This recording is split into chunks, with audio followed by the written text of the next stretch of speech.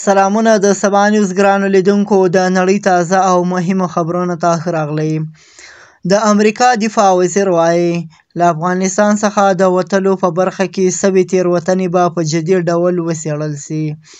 د امریکا د دفاع وزیر پیټ هېګسټ وویل چې له افغانستان څخه د امریکا په ګډو وډو وتلو به بیا کتنه وسي او چارواکي به مسؤل وګڼل سي.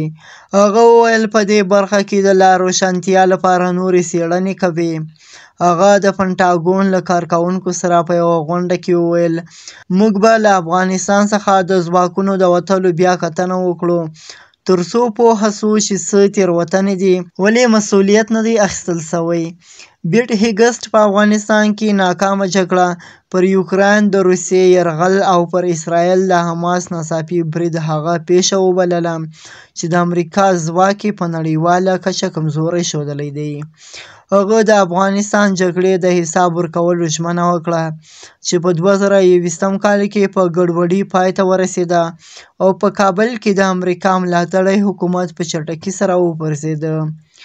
د امریکا د دفاع وزیر د جمعې په ورځ د سلواغې 19 د پنټاګون د کارکوونکو سره په یوه غونډه کې وویل موږ هوډ لرو چې هغه څه وګورو چې په افغانستان کې پیښ سوي دي او چارواکي مسؤل وګڼو. نه د غچ اخیستو لپاره بلکې په دې باید پوه شو چې تېروتنې سوي او ولې مسؤلیت نه دی اخیستل سوی. د امریکا ولسمشر ډونالډ ټرمپ مخکې ویلي و چې هغه به له هغو پوځي چارواکو څخه د استعفا غوښتنه وکړي چې له افغانستان څخه د امریکایي ځواکونو د وتلو مدیریت یې کاوه. ټرمپ وویل زه د دوی د سملاسي استعفا غوښتنه کوم.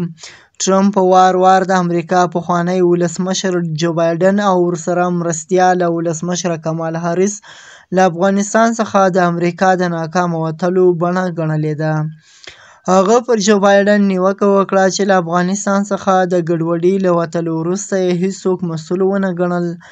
ټرمپ همدارنګه له افغانستان څخه د امریکا وتل له ناورین ډک شاتګ بللی او ویلي دی چې دا د امریکا په تاریخ کې سپکوونکی پیښه ده.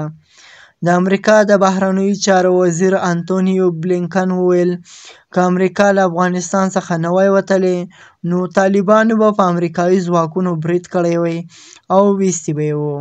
بلینکن وویل چې جو بایډن باید په افغانستان کې د جګړې د دوام او پای ته رسولو ترمنځ انتخاب کړی وای.